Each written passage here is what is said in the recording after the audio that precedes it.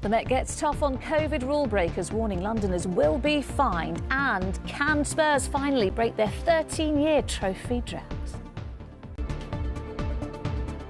Tonight, to crack down on Londoners breaking COVID rules.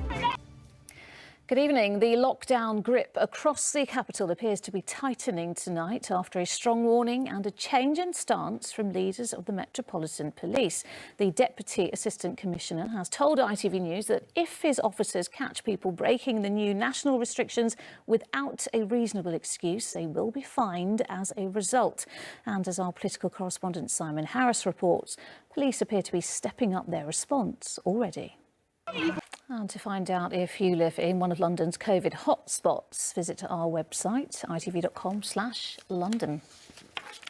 Next, teachers and students in Crawley have been reacting to the Education Secretary's decision to cancel GCSEs and A-levels and instead replace them with teacher assessments. But despite that going down well with some, concerns remain about the lack of resources provided for home learning. Katie Barnfield reports. Well, Simon is here now, and Simon, some developments in the Commons this afternoon about children who don't own laptops. Yes, we heard in Katie's enough space to work in at home will now be classed as the children of essential workers. OK, pretty big step there. Also, interesting questions about the mayoral election. Yes, Boris Johnson replied, yes, that's the law, but he added, we'll have to keep it under review. Not surprised to hear that. Simon, thank you. Well, plenty more about Gavin Williamson's announcements on the ITV News at 6:30. Here's Mary with the details. Next from us tonight, a domestic violence charity has told ITV News London that a deadline from Hackney Council to leave their temporary space during a national lockdown will cause serious harm or even death. The leader of Sister Space says the situation is so serious she has decided to breach an agreement with the council, which was put in place to stop either side from discussing their dispute. Ria Chatterjee reports. Almost 700 people were forced to spend the night in temporary accommodation after a major incident over a gas leak was declared at their block of flats in Crawley. Residents have described their panic and how they were kept up to date over a group on Facebook. Nithya Rajan has the story.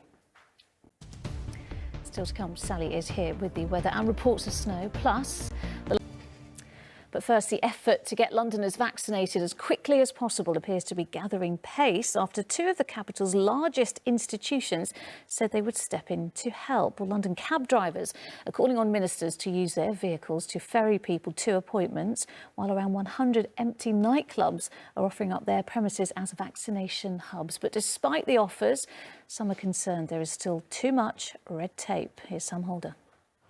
We've heard from the government, who says it's hugely grateful for all offers of support and assistance as it continues to expand its vaccination programme, and that it's working with the NHS to cut through as much red tape as possible.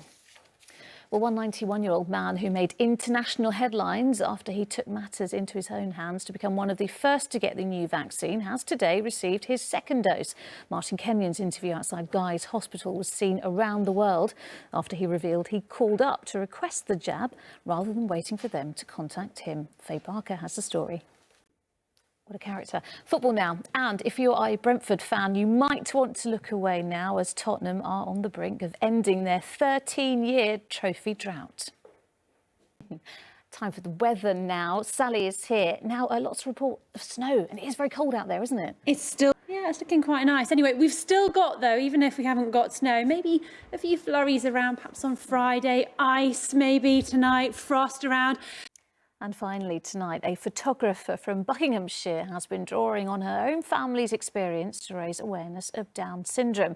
Magdalena Stegman began her photography project, Downright Amazing, during previous lockdown. She says she was inspired by her sister's expressions. Rachel Brown reports. What a great smile. That is it. We are back with the latest after ITV News at 10. Coming up, Mary with the ITV Evening News. But from me and the rest of the London team, bye-bye and take care.